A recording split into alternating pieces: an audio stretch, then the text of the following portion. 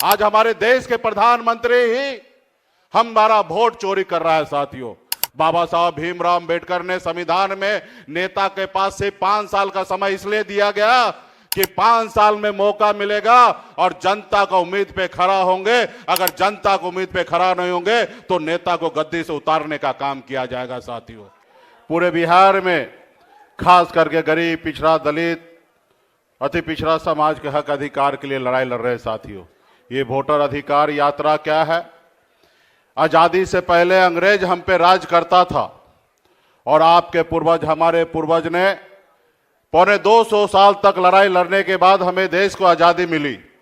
और आजादी मिलने के बाद बाबा साहब भीमराव अंबेडकर ने हमें संविधान बना के दिया।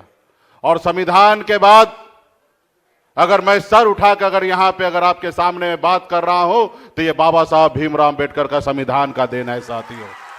नहीं तो हजारों साल गरीब, पिछड़ा, दलित को पशु सामान्य लोग समझने वाले लोग जो हमसे हाथ से पानी तक नहीं पीते थे वो हम पे राज करते थे साथियों। जो भी आज हम जहां पे भी पहुंचे हैं ये बाबा साहब भीमराव अंबेडकर का संविधान का देन है साथियों। उसके बाद जननायक कर्पूरी ठाकुर जी ने एक नाई का बेटा बिहार में गरीब पिछड़े का आवाज दिया। उसके बाद आदरणीय लालू प्रसाद यादव जी, अगर आदरणीय लालू प्रसाद यादव जी अगर गरीब पिछड़े को अगर आवाज नहीं देते, जमीन पर बैठने वाले को अगर कुर्सी पर नहीं बैठाते तो आज आपके सामने में एक मल्ला का बेटा ऊंची आवाज में बात नहीं करता साथियों। यह है सामाजिक न्याय। निश्चित तौर पे हम कभी कल्पना करते हैं कि हमारे पूर्वज किस तरीके से लड़ाई लड़ते होंगे अंग्रेज से। आज निश्चित तौर पे हमारे देश में ही जिसको हम भरोसा करते हैं हमारे देश के लोग, आज उनसे लड़ना पड़ रहा है। आज हमारे देश के प्रधानमंत्री ही हमारा वोट चोरी कर रहा है साथियों। बाबा साहब भीमराव अंबेडकर ने संविधान में नेता के पास से 5 साल का समय इसलिए दिया गया कि 5 साल में मौका मिलेगा और जनता को उम्मीद पे खड़ा होंगे। अगर जनता को उम्मीद पे खड़ा नहीं होंगे तो नेता को गद्दी से उतारने का काम किया जाएगा साथियों। और आजादी से लेकर 2014 तक भला बुरा सभी राजनेता यही डर कर और यही सोचकर इस देश के लिए काम किया साथियों। 2014 में मोदी जी आए, अच्छे दिन लाने का वादा आपसे किए, हर युवा को नौकरी, हर साल 2 करोड़ नौकरी देने का वादा किए, विदेश से काला धन लाने की बात की, आपके खाता में 15-15 लाख रुपया देने का वादा किया।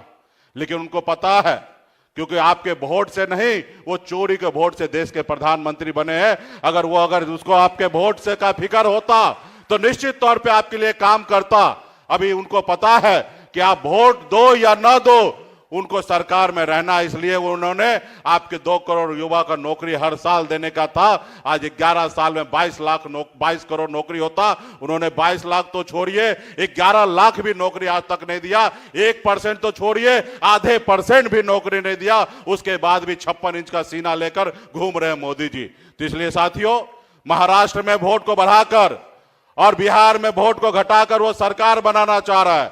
हम आप सभी से आग्रह करते हैं, अगर कर्पूरी ठाकुर जी को, बाबा साहब भीमराव अंबेडकर को, लालू जी को मानने वाले हैं तो गांव-गांव में घूमिए और ये फिर एक क्रांति की लड़ाई लड़िए अपने आने वाला पीढ़ी के लिए, जो सर उठा के जी सके साथियों।